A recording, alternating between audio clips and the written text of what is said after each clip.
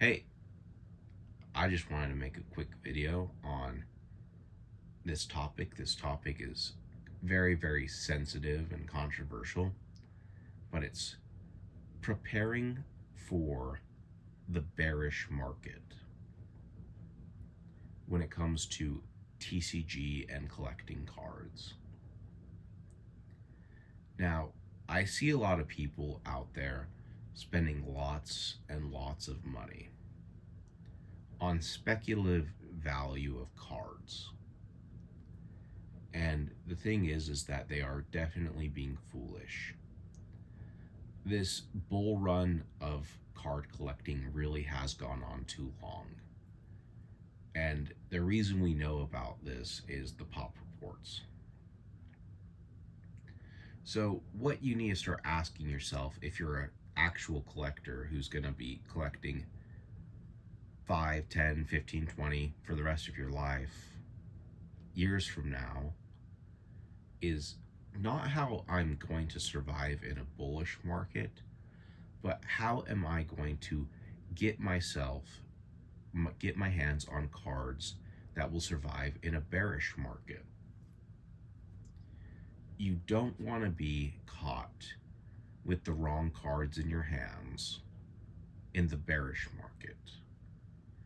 Everyone has the best cards right now. It's true. It don't matter whose cards you look at. These cards, that cards. Cards from 20 years ago, cards from 5 years ago, cards from 30 years ago, cards from yesterday. Everything is just hot. Everyone just wants it, baby. What's that gonna do for you when it gets bearish? What's that gonna do for you when the switch just gets flipped and people really have to start thinking about themselves and they want to refine their collections, they want to refine what's actually out there and what's actually valuable to go after? So there's a couple things you can do to prepare for the bearish market, because in the bullish market, everyone's going to blow smoke up your ass and say, buy this, buy that, buy this, buy that, buy whatever, everything's hot. But you don't want to get stuck holding those cards that aren't going to be hot during the bearish market. So a good thing you can do is look at pop reports. You can go on PSA's website, you can check out the pop reports on cards that you are interested in. You can look at what's ever going on, and I can almost assure you, without even really looking, is if you're buying cards in the last like 5 years, maybe even like 3 years, that's probably not going to be really worth it. And it's a very refutable statement that, you can go, well, look at this PSA, or look at this price charting graph. Look at this graph, it's going up in value. It's so great, it's whatever. And it's because it's in a bullish market. So let's peel that back and let's really start being critical over ourselves and our decision making and what we actually say and in our actions, because you're telling me to buy cards with high pop reports that I don't feel are going to be worth it in the bearish market.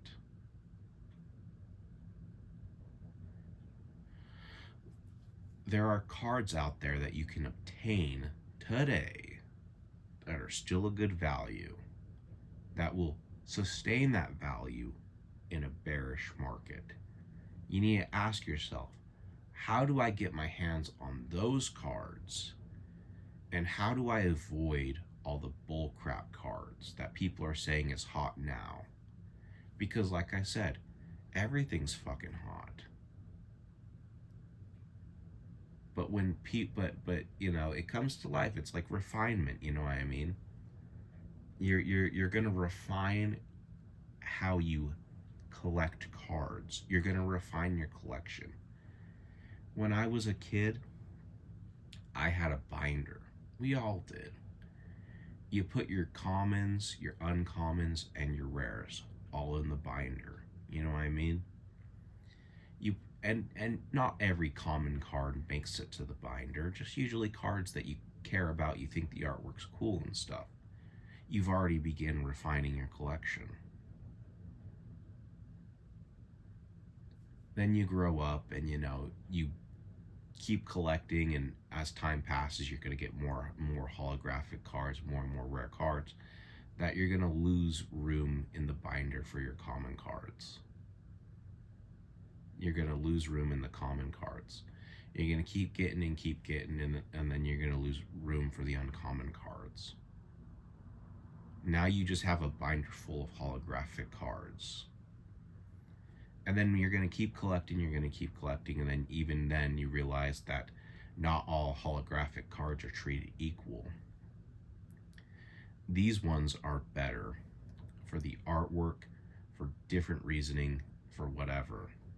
And then you're going to refine your collection to the point where you're going to be like, I don't even own binders anymore. All my stuff's in top loaders. All my stuff is ingraded.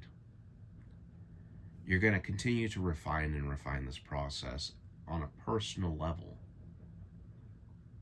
So what happens when everyone starts refining this process on a bigger scale? Because that will happen.